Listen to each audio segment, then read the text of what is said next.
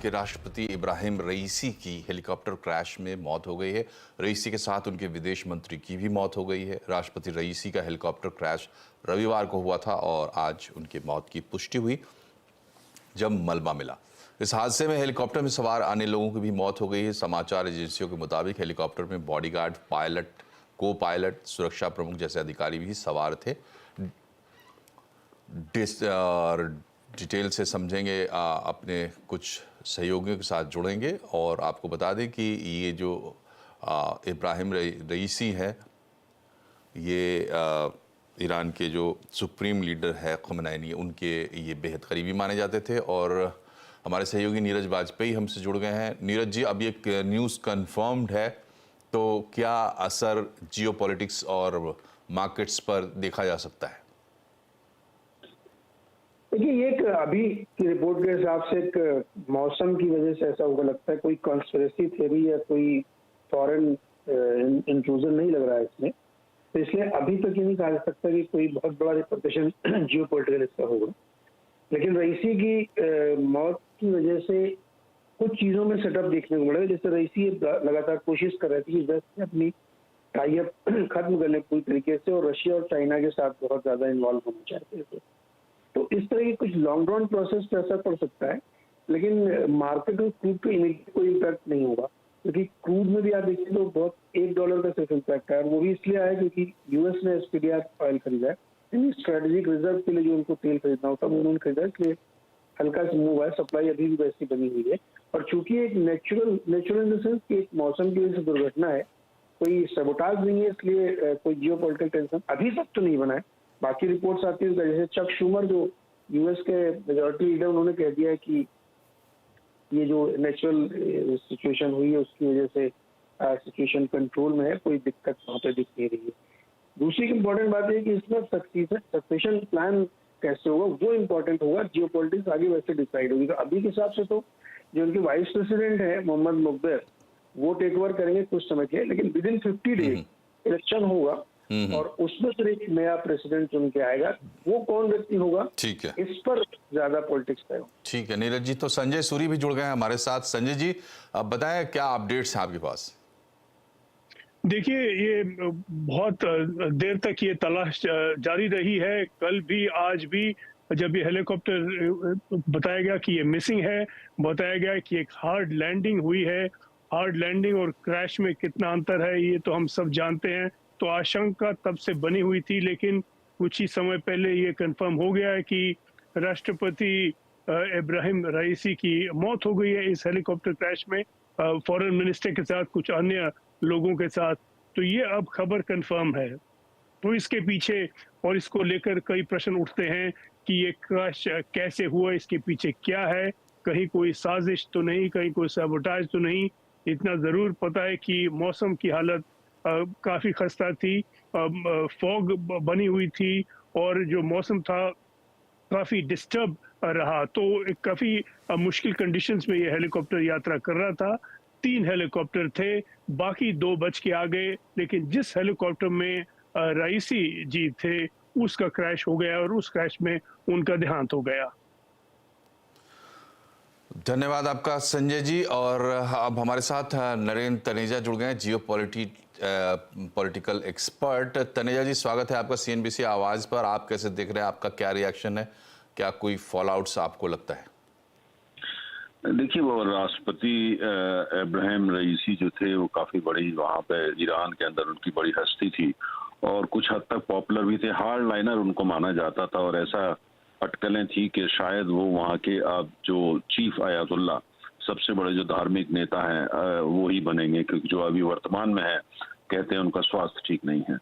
तो इस तरह की काफी जो थी, और पिछले दिन हमने देखा था वो पाकिस्तान आए थे और पाकिस्तान के बाद वो श्रीलंका चले गए थे, भारत नहीं आए। तो काफी इसको लेकर के थोड़ा सा कुछ लोगों में नाराजगी रही कि भाई आप पाकिस्तान आए, श्रीलंका चले गए, भारत नहीं आए, क्या संकेत है। लेकिन पिछले दिनों चाबहार को लेकर के ईरान से भारत का बड़ा समझौता हुआ, एक नया एग्रीमेंट हुआ है। तो कुल मिला के ईरान से जो संबंध है वो रईसी साहब के टाइम में थोड़े खट्टे मीठे रहे भारत के। कभी अच्छे होते थे, लेकिन कभी जो है उसमें काफी खटास आ जाती थी। लेकिन ये जो वहाँ की कुल मिला के वहाँ की सरकार की सोच है उसका प्रतिनिधित्व करते थे वो, हार्ड लाइनर तो उनको माना जाता था। तो एक तरह का गैप तो वहाँ जरूर आएगा। उसके बाद अब देखना होगा कौन राष्ट्रपति बनता है, और उसके बाद ये भी देखना होगा कि कौन बाद में बड़ा आयतुल्ला बनता है। तो काफी एक वैक्यूम है। इसी को आपने देखा है कि जो तेल के बाजार ने खासतौर से उस पर जैसे रिएक्ट किया है, एक तरफ ये खबर कि ईरान के राष्ट्रपति का निधन, और दूसरी तरफ सऊदी अरब के जो राजा है, किंग है, उनका स्वास्थ्य थोड़ा सुनाई में आ रहा है कि बहुत अच्छा नहीं है, खराब हो चुका है। तो दोनों बड़े देश वहाँ पे, ये शिया पावर, वो सुन्नी पावर, तो दोनों देशों से ऐसी खबरों का आना जिससे जियोपॉलिटिक्स या जो खासतौर से अर्थव्यवस्था है उसमें थोड़ी हलचल है उस इलाके को लेकर के, तो देखना होगा। लेकिन भारत के लिए दोनों देश बहुत ही महत्वपूर्ण, खासतौर से ईरान बड़ा महत्वपूर्ण, क्योंकि उनसे हमारे संबंध, जैसे मैंने कहा, थोड़े खट्टे मीठे रहते हैं। हालांकि भारत हमेशा मीठे ही रखना चाहता है। तो अब देखना होगा वहाँ क्या कुछ होता है, क्या परिवर्तन होता है, कौन नया राष्ट्रपति बनता है। पिछले ये चुनाव में आए थे और चुनाव में आपने देखा था इनका चुनाव काफी कंट्रोवर्शियल था, क्योंकि विपक्ष के कई पार्टियों ने हिस्सा ही इसमें नहीं लिया था। तो ये सब देखने की चीजें हैं। मुझे लगता है कि भारत की नजर उस पर बड़ी कड़ी रहनी पड़ेगी और देखना होगा कि वहाँ किस तरह के राजनीतिक डेवलपमेंट्स होते हैं। जी, बहुत बहुत शुक्रिया आपका तनेजा जी। तो ईरान खासा लाइमलाइट में रहा है। हाल के दिनों में भारत का नज़रिया ईरान के प्रति अहमियत रखता है हम सब के लिए, मगर इसको अगर आप भारत के नज़रिए को एक मिनट के लिए थोड़ा दरकिनार भी करके रखें तो जो सिचुएशन उभरी है, पहला सवाल तो ये है कि क्या इसमें कोई कॉन्स्पिरेसी थ्योरी सामने आएगी, क्योंकि बताया जा रहा है कि जो दुर्घटना हुई है उसमें हेलीकॉप्टर जो है US मेक का हेलीकॉप्टर था। दूसरी बात यह है कि वहाँ पर जिस दिशा में ईरान चल रहा है इस वक्त, वहाँ के क्लेरिक्स के कंट्रोल में जो सुप्रीम लीडर हैं उनके ही बेहद करीबी थे ये राष्ट्रपति। तो नए राष्ट्रपति का एक तो अभी वहाँ पे एक कार्यवाहक राष्ट्रपति बनेंगे, इसके बाद 50 दिन के अंदर वहाँ चुनाव होने का नियम है, तो 4 साल पहले चुनाव हो जाएंगे। 4 साल का वक्त बाकी था। तो ये तमाम डेवलपमेंट्स आएंगे ईरान में, उसका इंतज़ार करना होगा। फिलहाल इस बुलेटिन में इतना ही। नमस्कार।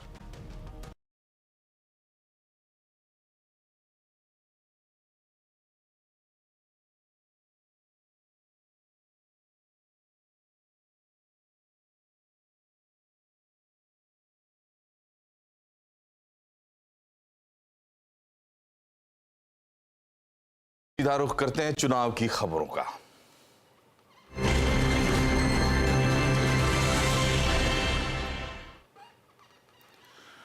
तो 2024 के रण अब अपने अंतिम पड़ाव की तरफ तेजी से बढ़ रहा है। ये 5वां चरण है, इसके बाद सिर्फ 2 चरण रह जाएंगे और इस चरण में 6 राज्य और 2 केंद्र शासित प्रदेशों में 49 सीटों पर वोट डाले जा रहे हैं। इन 49 में से 41 सीटों पर बीजेपी का फिलहाल कब्जा है। तो खासा अहम ये चुनाव, ये फेज बीजेपी के लिए सुबह 9 बजे तक 10.28%, 10.5% मतदान की रिपोर्टिंग है। बंगाल में सबसे ज़्यादा 15.5% वोट डले हैं और महाराष्ट्र में सबसे कम 6.5%, 6.33%। हालांकि ये सुबह सुबह का आंकड़ा है, शाम 6 बजे तक अभी वोटिंग होनी है। तो महाराष्ट्र और बंगाल के अलावा बिहार में भी 8.86%, झारखंड में 11.68% मतदान की सूचना है। जम्मू कश्मीर में 7.63% और लद्दाख में सुबह 9 बजे तक 10.51 यानी लगभग 11%। उत्तर प्रदेश में 13%, ओडिशा में सुबह 9 बजे तक 7% मतदान हुआ है। आपको बता दें कि उड़ीसा में विधानसभा के भी चुनाव हो रहे हैं और दूसरा फेज है वहाँ पर विधानसभा चुनाव का।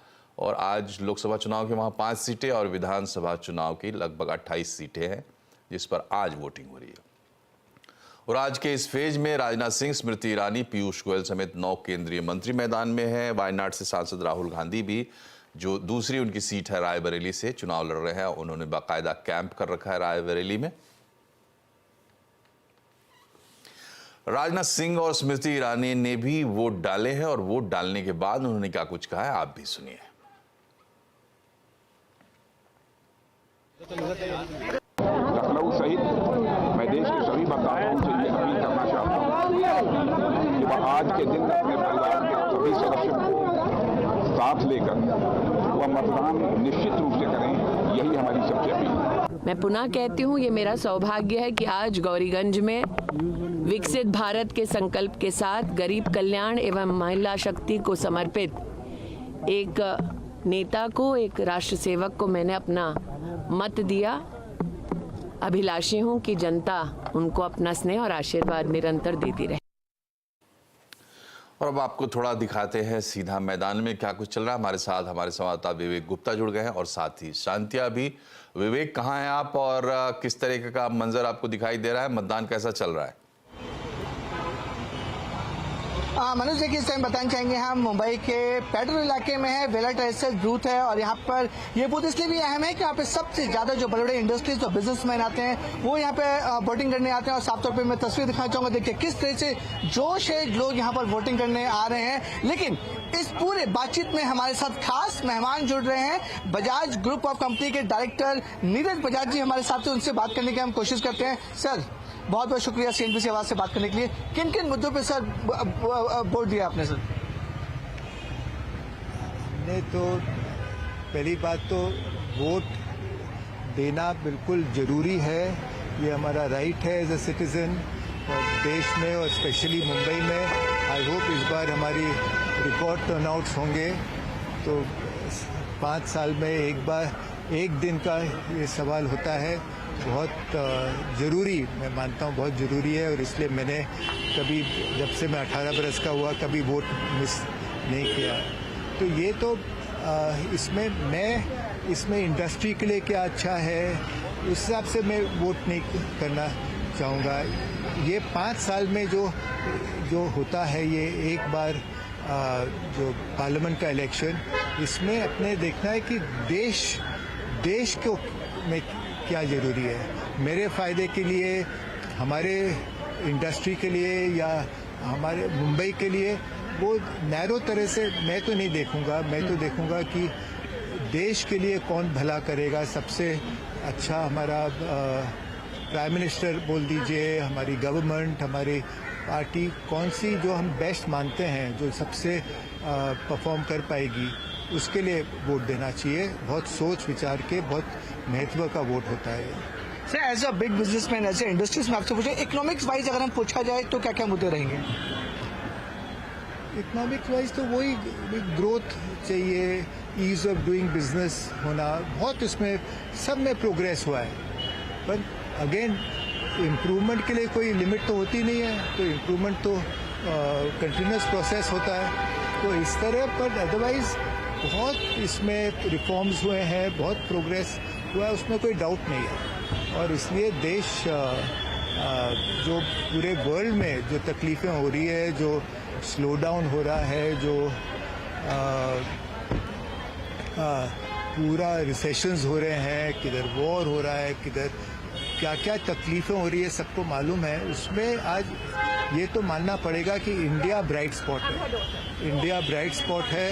और बस यही चलते रहे, यही हम कोशिश करेंगे और बेहतर करें, बस इसकी।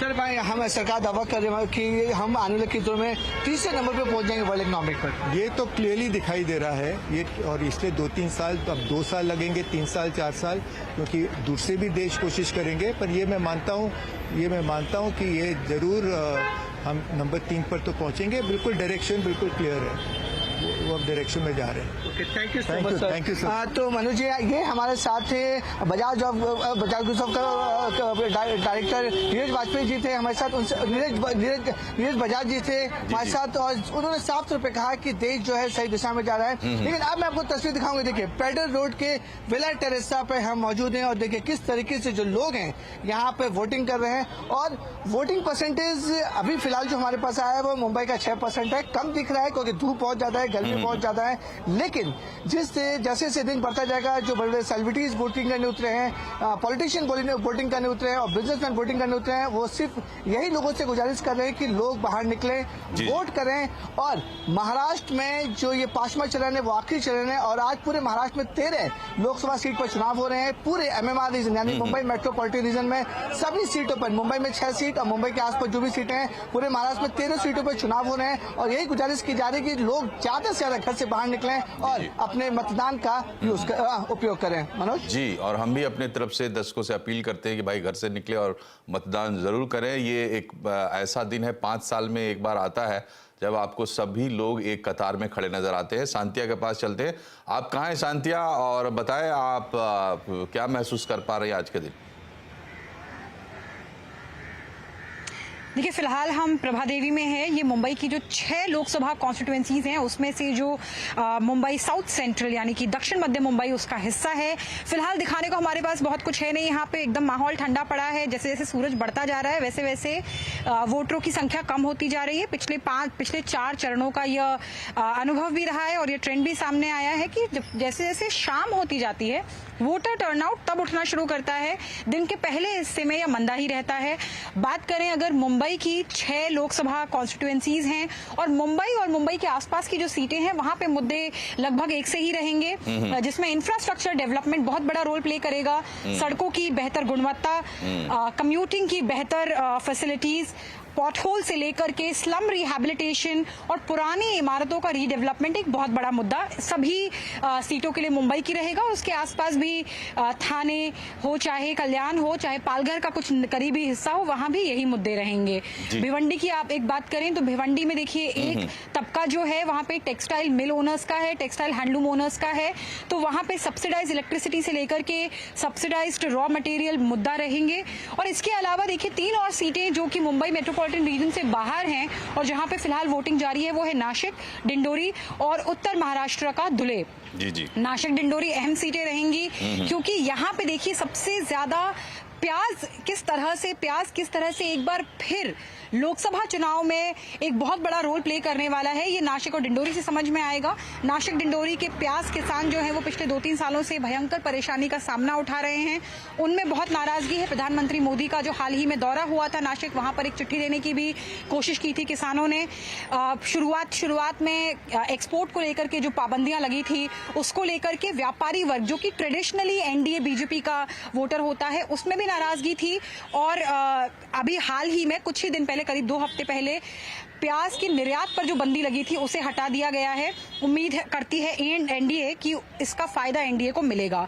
मुंबई की बात करें खासकर और मुंबई के आसपास के भी इलाकों की बात करें, देखिए फिलहाल ये क्यों चुनाव जरूरी है, ये सारा फेज क्यों ज्यादा जरूरी है, क्योंकि आने वाले कुछ वक्त में, कुछ ही महीनों में, 4-6 महीने में विधानसभा के चुनाव होने हैं। इसके अलावा एक और जो चुनाव अटके हुए हैं वो है बीएमसी के, म्युनिसिपल बॉडीज के चुनाव, जो कि जैसे ही आप इस वक्त जहां है, हालांकि मुंबई में 4 कम से कम ऐसी सीटें हैं, लेकिन दक्षिण मध्य मुंबई भी सेना वर्सेस सेना वाली सीट है जहां शिवसेना ही लड़ रही है 2 धड़ों में बंटकर। अगर पिछले चुनाव से आज कंपेयर करें, फिर वहां पर अगर उत्साह नहीं है तो वहां पे क्या माहौल आपको दिख रहा है अभी? देखिए फिलहाल 2 सीटों की बात करें, अगर हम दक्षिण मुंबई की बात करें और दक्षिण मध्य मुंबई की बात करें तो दोनों में सेना वर्सेस सेना फाइट है। दक्षिण मुंबई में सिटिंग एमपी अरविंद सावंत जो कि उद्धव ठाकरे के खेमे से हैं, वो एमएलए जो कि पहले हुआ करती थी यामिनी जाधव जो कि एकनाथ शिंदे के साथ चली गई थी, उनके बीच की ये लड़ाई है। मुंबई साउथ सेंट्रल की यानी दक्षिण मध्य मुंबई की बात करें तो यहाँ पे एकनाथ शिंदे के गुट के राहुल शेवाले, उनके सामने हैं एक उद्धव ठाकरे के बेहद खास अनिल देसाई। राहुल शेवाले 2019 में चुनाव जीते थे, सिटिंग एमपी है वो इस कॉन्स्टिट्यूएंसी के, और अनिल देसाई जो कि 2 बार राज्यसभा एमपी बन चुके हैं, उनके लिए चुनाव जनता के बीच में जाकर मैंडेट मांगना ये पहली बार हो रहा है। तो ऐसे में देखिए सेना वर्सेस सेना एक बहुत ज्यादा बड़ा इन दोनों सीटों पे बड़ा खास रहेगा। और देखिए मुंबई की जो सीटें थी उनको अलॉट करते टाइम भी बड़ी राजनीति, बड़ी ज्यादा कंफ्यूजन, क्योंकि एक जगह जहां पे लैंप पोस्ट चुनाव बिल्कुल कतई नहीं माना जा रहा है वो है महाराष्ट्र। चाहे पॉलिटिकल एक्सपर्ट्स की बात करें या जमीनी रिपोर्ट की बात करें, महाराष्ट्र के नतीजे चौंकाने वाले हो सकते हैं, यह बात शुरू से सामने आ रही है। तो ऐसे में किसी भी पार्टी ने इसे लैंप पोस्ट इलेक्शन ना मानकर खासा ध्यान दिया है कैंडिडेट्स पे। जी, तो ये तस्वीर मुंबई की आप दोनों का फिलहाल बहुत शुक्रिया, फिर आपके पास लौटेंगे। बढ़ते हैं अभी आगे और चलते हैं थोड़ा बंगाल की तरफ। बंगाल के बैरकपुर में एक पोलिंग बूथ पर जबरदस्त हंगामा हो गया है। वहां बैरकपुर से मौजूदा सांसद और बीजेपी उम्मीदवार अर्जुन सिंह के पहुंचने पर टीएमसी के कार्यकर्ताओं ने बवाल खड़ा कर दिया। टीएमसी की महिला कार्यकर्ताओं ने अर्जुन सिंह के सामने बैठ के नारे लगाए और उनसे कहा कि गो बैक के नारे लगाए। दोनों पक्षों के ने एक दूसरे पर जबरन वोट डलवाने का आरोप भी लगाया है।